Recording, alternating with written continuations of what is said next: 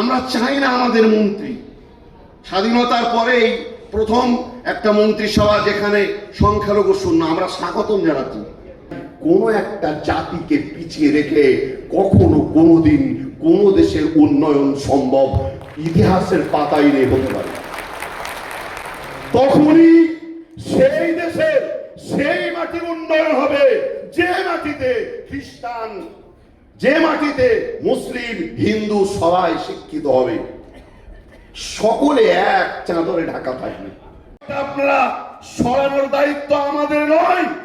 দীর্ঘ স্বাধীনতার পর থেকে বাংলার মাটিতে বিজেপিকে ভয়, এই ভয়টা আপনারা নির্মূল করার দায়িত্ব আপনাদের। 30% ভোট আমরা দেব, দায়িত্ব আমাদের। সংখ্যালঘুদের মুসলিমদের নিরাপত্তা, সার্বিক শিক্ষার উন্নয়ন, ধর্মীয় স্বাধীনতা, এগুলো আপনারা নিশ্চিত করুন। আমি মন্ত্রীর সামনে বলতাম, আমাদের ধর্মীয় স্বাধীনতা, নিরাপত্তা, এই যে দীর্ঘ স্বাধীনতার পর থেকে ভয়, এগুলো সরিয়ে দিন। আমরা উদারত কণ্ঠে আপনাদের কোলে। আমরা চাই না আমাদের মন্ত্রী। স্বাধীনতার পরেই প্রথম একটা মন্ত্রিসভা যেখানে সংখ্যালঘু শূন্য, আমরা স্বাগতম জানাচ্ছি।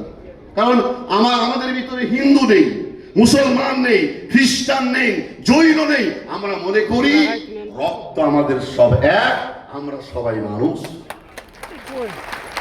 ফলে আমরা মহাশয় ক্ষুদিরাম টুডু মহাশয়কে বলবো, আধিকারিক বন্ধুদের বলবো, আমরা এক। আমরা উদার, দুই হাত জোড় করে উদারত কণ্ঠে আপনাদের বুকে বুক রেখে, কোলে মাথা রেখে বাংলার উন্নয়ন দেখতে চাই আমি।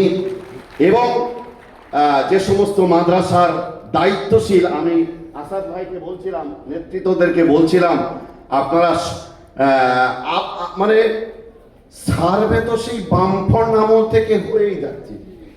শুনতে পাই এই কালকে নাকি সার্ভে করতে আসবে। সার্ভে আর সার্ভটা কি বুঝে নেই। এই সার্ভে শব্দটা শুনলেই যেন আমার হাসি পায়। আরে মহাশয়, যে সরকারে আসে সার্ভে, সার্ভে কি সার্ভে হবে বুঝে নেই।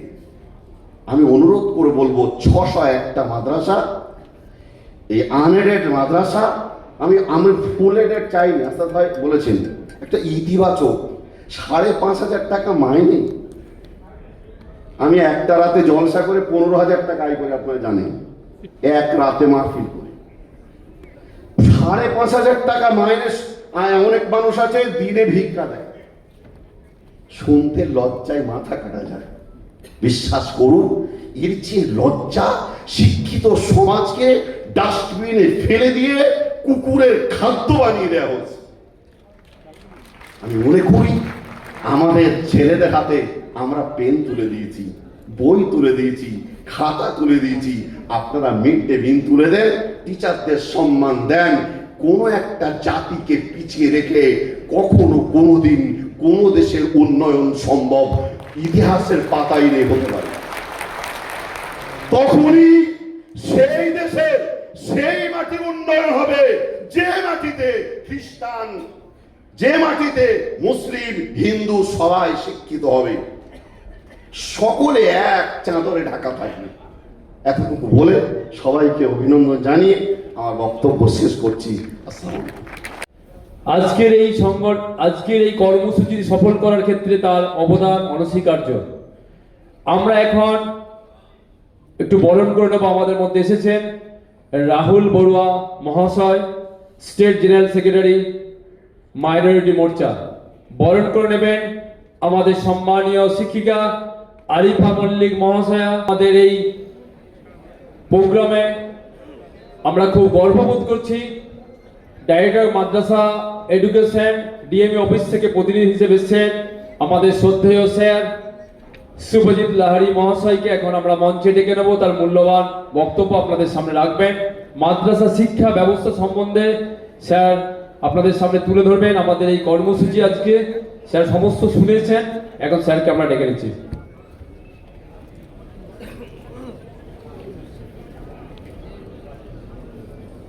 মঞ্চে উপবিষ্ট অতিথিগণ এবং সমস্ত এখানে যারাই আছেন, আমি সবচেয়ে এখানে নিম্ন স্তরে, কারণ এখানে যারা আছেন হয় তারা সমাজসেবক সমাজসেবিকা বা শিক্ষক এবং শিক্ষিকা।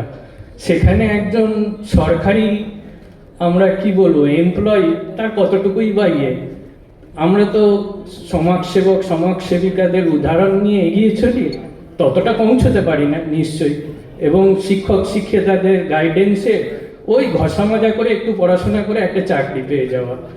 তো যাই হোক, আমি খুব কম বলবো যে আমি যখন ছোটবেলা টিভির পোকা ছিলাম, তখন তো মোবাইল ছিল না, তো তখন একটা নানা রকম সিরিয়াল হতো দূরদর্শনে, কেবল টিভি ছিল না, খুব ভালো ভালো চাণক্য বলে একটা সিরিয়াল হতো। তো সেখানে দেখা যাচ্ছে ধনানন্দের প্রাসাদে শাস্ত্র নিয়ে তর্ক হচ্ছে, মেইনলি পলিটিক্যাল সায়েন্স নিয়ে, রাজার কর্তব্য কি, রাজ্য কি।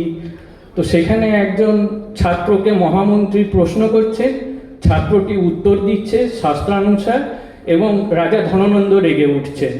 তো সেই রাজা ধনানন্দের রেগে ওঠার অভিব্যক্তি দেখে চাণক্য সেই সভায় ছিলেন, চাণক্য উঠে চলে যাচ্ছেন।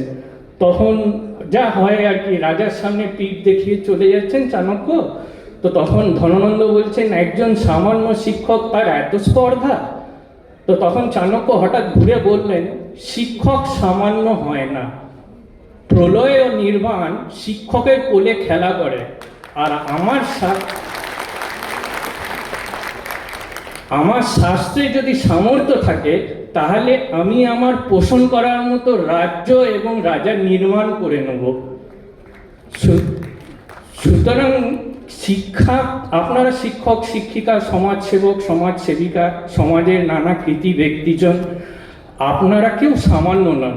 হয়তো কেউ এডেড, কেউ আনএডেড, কেউ মধ্যশিক্ষা উচ্চশিক্ষা, কিন্তু সামান্য শিক্ষক শিক্ষিকারা নন। শিক্ষক সামান্য আমরা, যারা সাধারণ জনগণ, যাদের আপনারা নির্মাণ করে নেন নিজের মতো করে। তো সুতরাং আমি এই সমাজের যারা নির্মাণকারী, তাদেরকে সশ্রদ্ধ প্রণাম জানিয়ে নিজের বক্তব্য খতম করলাম। স্যারকে অনেক অনেক ধন্যবাদ।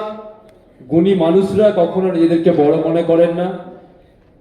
আপনারা বড় বলে বড় সে নয়, লোকে যারা বড় বলে বড় সে হয়। অতএব স্যার যেটা বলতে চেয়েছেন আমরা বুঝেছি। স্যারদের মতো মানুষ আমাদের এই মঞ্চে এসেছেন, আমরা ধন্য মনে করছি। এখন আমরা মঞ্চে ডেকে নেব আজকের এই আমাদের সভায়, এই প্রোগ্রামে যার আকর্ষণ, যার অধীর আগ্রহে আপনারা অপেক্ষা করছেন বক্তব্য শোনার জন্য। সম্মানীয় বক্তাকে অনেক অনেক ধন্যবাদ, তথ্য নির্ভর খুব গুরুত্বপূর্ণ বক্তব্য রেখেছেন। এখন আমরা মঞ্চে ডেকে নেব আজকের সবার বিশেষ অতিথি স্বামী দেবব্রত নন্দা মহাশয়কে। আপনি মঞ্চে আসুন, আপনার মূল্য